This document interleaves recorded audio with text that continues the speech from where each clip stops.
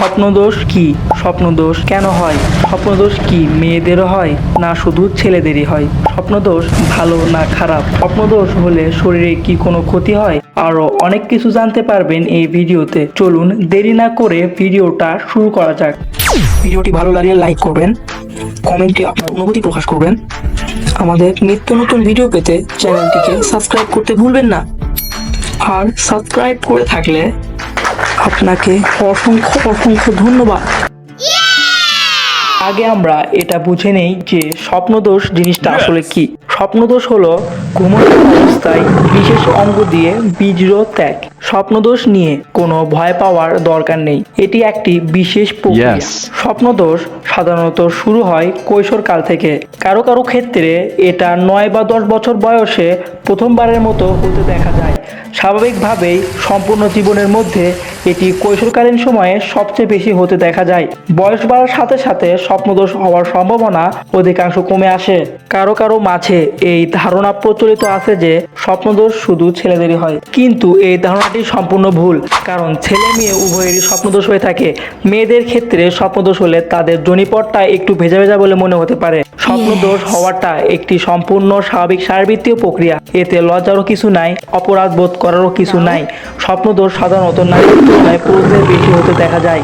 Testosterone নামক হরমোনের কারণে পুরুষদের দেহে বীর্য উৎপাদন হয়। যখন দেহের মধ্যে অতিরিক্ত বীর্য উৎপাদন হচ্ছে এবং তা দেহের মধ্যে বীর্য ধারণ করার ক্ষমতাকে অতিক্রম করে ফেলছে, তখন এই অতিরিক্ত বীর্য শরীরের ভেতর থেকে স্বপ্নদোষের মাধ্যমে বেরিয়ে আসে। কারণ শরীরের মধ্যে নতুন যে বীর্যটা ক্রমশ তৈরি হচ্ছে তা ধরে রাখার মতো শরীরের মধ্যে অতিরিক্ত কোনো জায়গা নাই।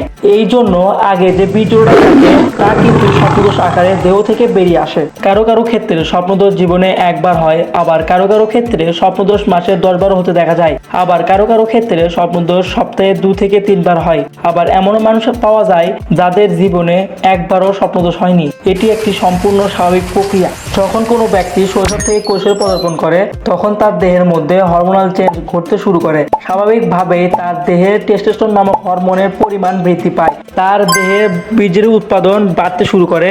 তখনই তার দেহের মধ্যে বড় ধরনের চেঞ্জ লক্ষ্য করা যায়। তাদের মধ্যে বিপরীত লিঙ্গের প্রতি আকর্ষণ দেখা যায়। ছেলেরা মেয়েদের দেহের সুন্দর আকর্ষণের প্রতি আর মেয়েরা ছেলেদের দেহের সুন্দর আকর্ষণের প্রতি আকৃষ্ট হতে থাকে। তখনই তাদের মানসিকতা জুড়ে ঘিরে থাকে এসব অশ্লীল চিন্তা ভাবনা। তখন তারা মোবাইলের অশ্লীল জিনিসপত্র সার্চ করে দেখতে শুরু করে। তাদের মধ্যে এক ধরনের এক্সাইটমেন্ট কাজ করে। তখন তারা ঘুমের মধ্যে এসব অশ্লীল স্বপ্ন দেখতে থাকে।